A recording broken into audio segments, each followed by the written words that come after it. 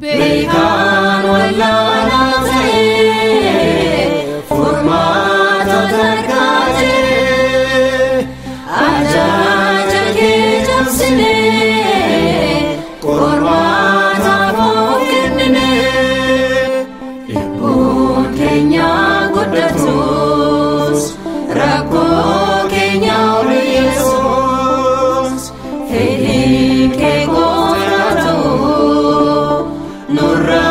Tango Yamu Hira Fano Sudane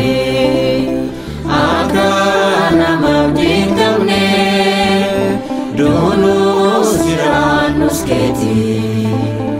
Noime Yadi Arketi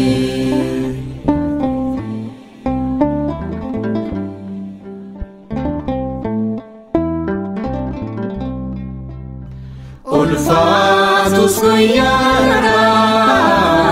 omi kamnu sirra,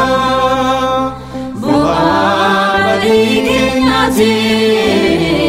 malee sibiraamte, dhibbuun keenya guddatus, rakkoo keenya Yesuus, fedhii kee gootaatu. Tango Yamu Hira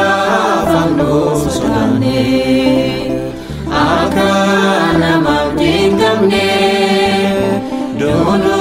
Siranus Keti Noime Yadi Arketi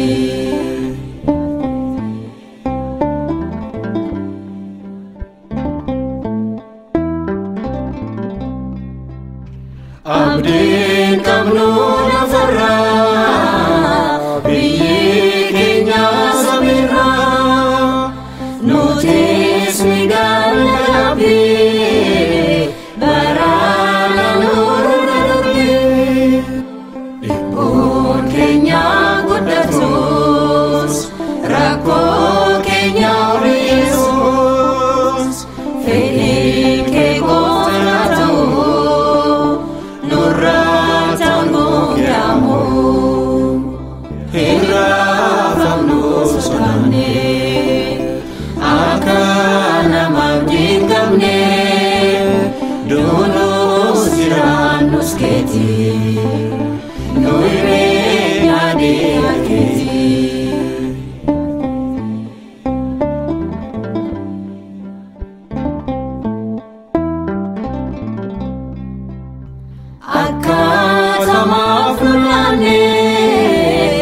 Injiru kanin bekne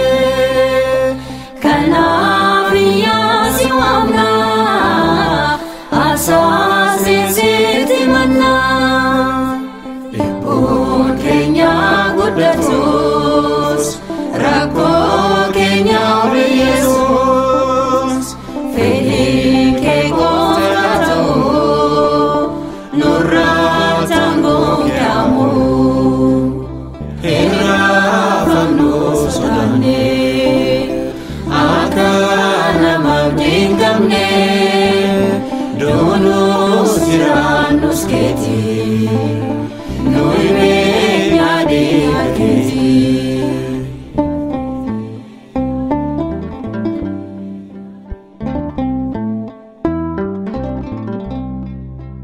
Yado hingam nunoti Adunya darurati Lugatu koni mekna Jirenya taliyana Dhibbuun keenya guddatus rakkoo keenya Yesuus fedhii kee gootaatu Tango Yamu Hira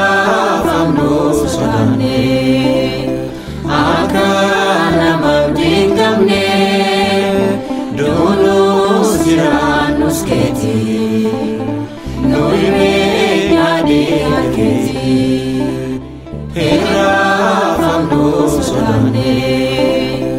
akka namaaf dinqabne doonus jiraannus keeti nuyi beekna dhiiga keeti.